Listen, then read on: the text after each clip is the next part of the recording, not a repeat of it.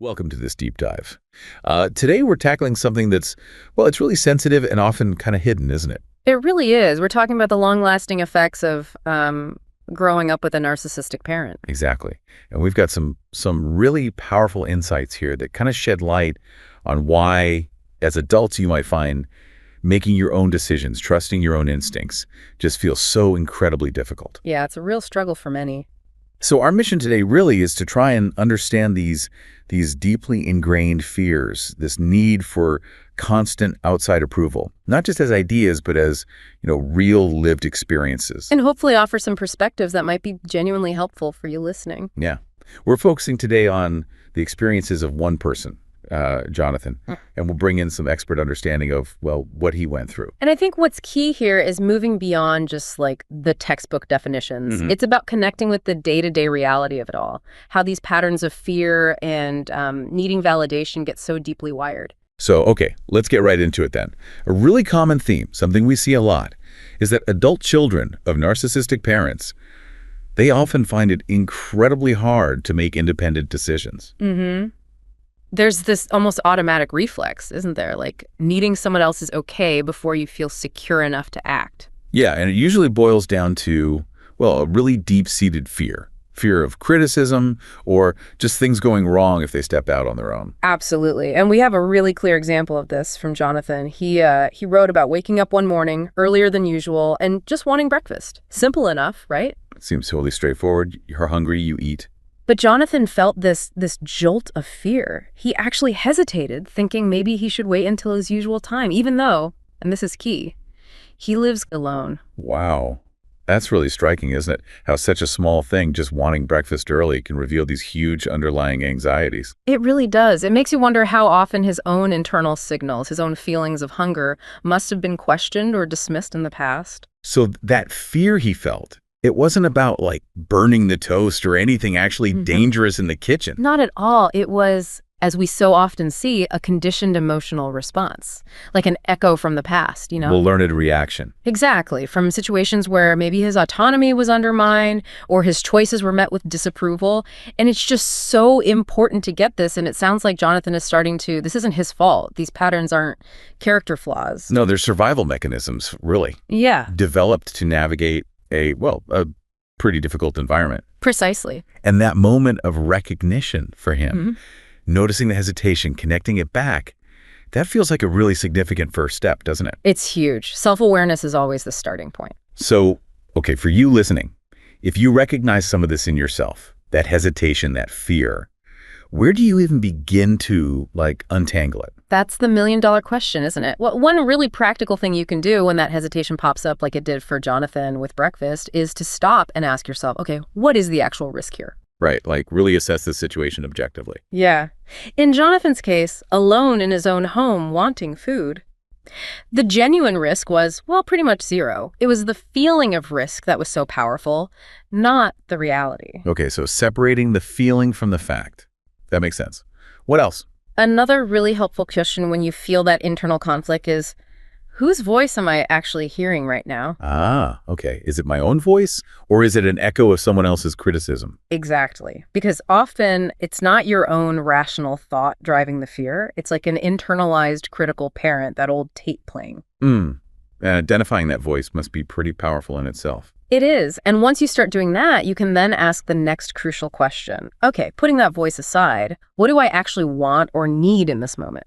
So turning the focus inward. Reconnecting with your own authentic desires, your own cues. Yes. Instead of automatically defaulting to what would they think or what would get me approval, it's about tuning back into yourself. And it sounds like this isn't about, making massive sweeping changes overnight. Definitely not. It's often about the small stuff.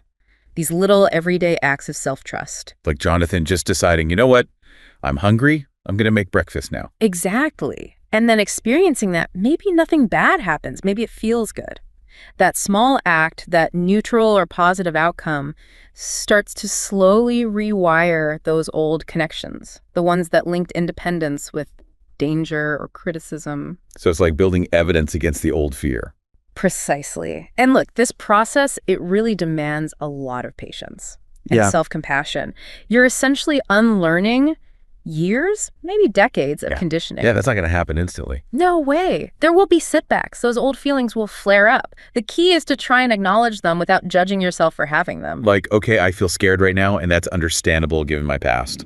Exactly. And reminding yourself, but I'm safe now. I'm an adult. I have the right to make my own choices.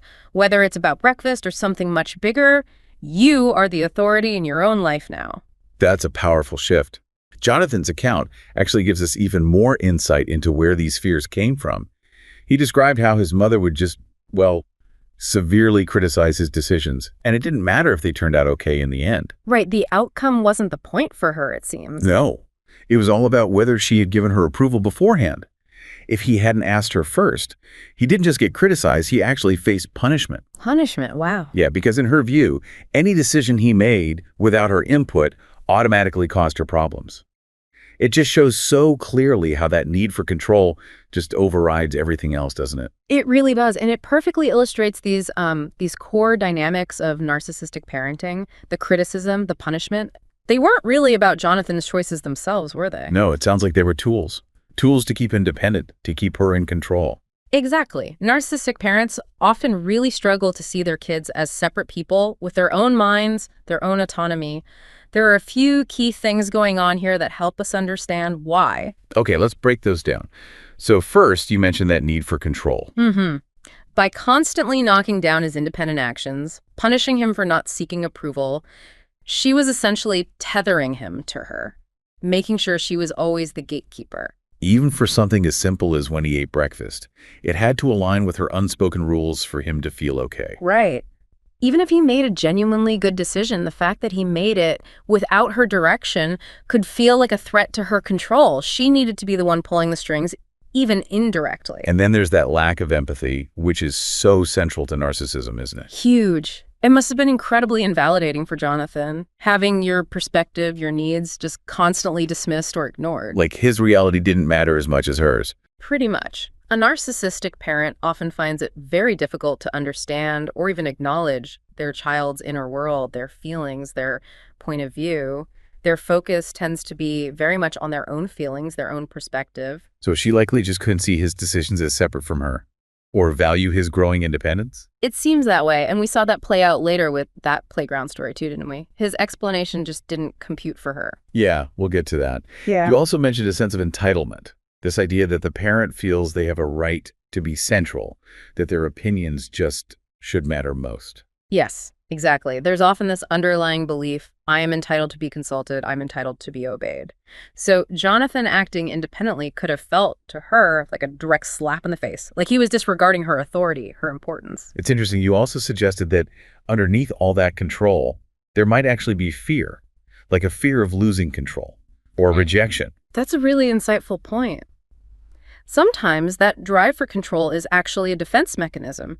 By keeping the child dependent, close, needing approval, the parent might unconsciously feel safer, less afraid of being abandoned or the child growing away from them. So the control ensures closeness in a way, a very unhealthy way. A very unhealthy way, yes. And then you mentioned projection. How does that fit in? Well, if the parent, in this case Jonathan's mother, maybe felt insecure about her own judgment or was afraid of making mistakes herself, she might have projected those feelings onto Jonathan, becoming hypercritical of his choices as a way to sort of manage her own anxieties, her own vulnerabilities. Right, deflect her own stuff onto him. And finally, you mentioned enmeshment, where the boundaries get blurry. Yeah, that's where the parent kind of sees the child's life as an extension of their own. There aren't clear lines. So Jonathan's decisions, even small ones, weren't just his decisions. They were seen as directly impacting his mother. Exactly. Your wrong decision causes me problems. That kind of thinking. It completely stifles the child's ability to develop their own sense of self, their own individuality. His actions were probably seen as having immediate consequences for her emotional state. Which just reinforces her need to control those actions. Precisely. And it's just so crucial to keep circling back to this, as Jonathan seems to be learning. His mother's behavior, her reactions, they stemmed from her internal world, her issues, not from anything fundamentally wrong with him or his decisions. So the criticism, the punishment, they were her tools for control, not fair reflections of reality. Absolutely not. Okay, let's talk about that playground incident Jonathan shared. It's such a stark example. He came home and got severely punished because he hadn't come when his mother called him to run an errand. Right, and his explanation was? That he was simply too far away at the playground to have heard her call. Seems pretty reasonable. You'd think so, but she completely dismissed it. Totally. Called him a disobedient liar and insisted that all the neighbors heard her calling and saw him ignoring her. Wow, that incident just packs in so many of those dynamics we were talking about. It really does. First off, that complete lack of empathy, right? Dismissing his reality entirely. Total invalidation. His reasonable explanation, I couldn't hear you, it just didn't exist in her version of events. Her narrative became the only acceptable truth. And it feels like she was actively creating a false narrative there, twisting the facts, insisting everyone heard her, everyone saw him disobeying. Classic manipulation, really. Shaping the story to fit her need to be right, her need to blame him, and notice how quickly the blame shifted. Instantly. No thought of, maybe he genuinely didn't hear me, or maybe I should have walked closer. Nope. Straight to labeling him. Disobedient, liar, zero self-reflection on her part. It's all his fault. And using shame, too. Bringing in the neighbors. Everyone saw you. That just amplifies the guilt and the isolation, doesn't it? Oh, absolutely. It's a way to exert maximum emotional pressure, making him feel like he's not just wrong in her eyes, but judged by the whole community. It's incredibly isolating. And just the complete disregard for what he was doing. He was a kid, playing. That's his job, right? Exactly. A normal, healthy activity. But that was instantly less important than her need, her errand. His time, his enjoyment, just didn't factor in against her convenience. It really paints this picture of a total no-win situation for him. Punished, regardless of the facts. Even if he genuinely didn't hear, he still got the labels, the punishment. Which just breeds that feeling of complete helplessness, doesn't it? There's nothing you can do to get it right. Yeah. And what he said towards the end of his letter about this, it was really chilling. He said, I'm sure if I actually heard her and came home, she would claim that it was not fast enough, etc. Oof. That hits hard because it suggests it wasn't even really about the errand or hearing her call, was it? Doesn't sound like it. It sounds like, well, he uses the word sadistic. Maybe that's not too strong. It sounds like the goal was just to keep him feeling wrong, feeling vulnerable. To maintain that power imbalance where she could inflict emotional pain almost at will, where he was always somehow falling short. It's just heartbreaking to think that even perfect compliance might not have been enough. And, growing up like that, as Jonathan clearly experienced, the psychological impact is just profound, isn't it? And long-lasting. Absolutely. This kind of ongoing emotional abuse, this invalidation, it can lead straight to what we call complex trauma, or CPTSD. Which is different from trauma from a single event, right? Exactly. It develops from repeated, often relational trauma. And it shows up in so many ways: difficulty managing emotions, a really distorted sense of self, chronic problems in relationships, just to name a few. And that constant unpredictability, the arbitrary punishment, it must create this deep-seated fear and anxiety that just sticks with you. It absolutely does, a kind of chronic hypervigilance almost, waiting for the other shoe to drop. And it makes perfect sense why you'd find it incredibly hard to assert yourself later in life. Because asserting yourself, expressing your needs, setting boundaries, that was likely shut down, dismissed, maybe even punished. You learn very quickly to suppress your own voice. In trust. How can you learn to trust others when your primary caregiver, the person who's supposed to be your safe base, betrays that trust so fundamentally? It damages that capacity for trust at a really deep level. It's incredibly difficult to overcome. Yeah. And sadly, often people internalize all those negative messages, don't they? They start to actually believe they deserved the mistreatment. That's the insidious nature of it. It gets under your skin, Right. leading to huge issues with self-worth, feelings of deep shame, feeling fundamentally flawed or inadequate. And always blaming yourself, even when something clearly isn't your fault. Yes, taking responsibility for things that aren't yours to own. And another big one is difficulty even recognizing your own needs. Because you were conditioned to always prioritize the parents' needs, their feelings, above your own. Your needs just didn't get mirrored or validated, so you learn to ignore them, or you don't even know what they are anymore. It's such a complex web of effects. It really is. But it's so, so important to remember, and this is the journey Jonathan is on. His mother's reactions were never, ever a reflection of his actual worth or the quality of his choices. It was about her stuff. Yeah. Not his. Exactly. And reclaiming that understanding, knowing that you have the absolute right to make your own decisions, to learn from them, good or bad, and most importantly, to trust your own judgment, That's crucial. Those are the steps towards taking back your independence, building that stronger, more authentic sense of who you are. Absolutely. Wow. We've really gone deep today, haven't we? Looking at these complex ways that being raised by a narcissistic parent can really shape your adult life.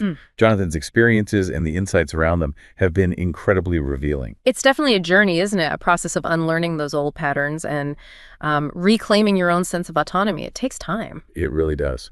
Well, thank you for joining us for this deep dive. Yeah, thanks for being with us. We genuinely hope this exploration has maybe offered some clarity, perhaps a slightly different way of understanding some of these really deeply ingrained patterns. And we really encourage you to keep exploring these ideas for yourself, and maybe most importantly, to start listening to and trusting your own inner voice. Definitely. Thanks again for tuning in to this deep dive. We hope you found the discussion helpful, maybe even thought-provoking. Join us next time for another insightful look into the topics that shape our lives.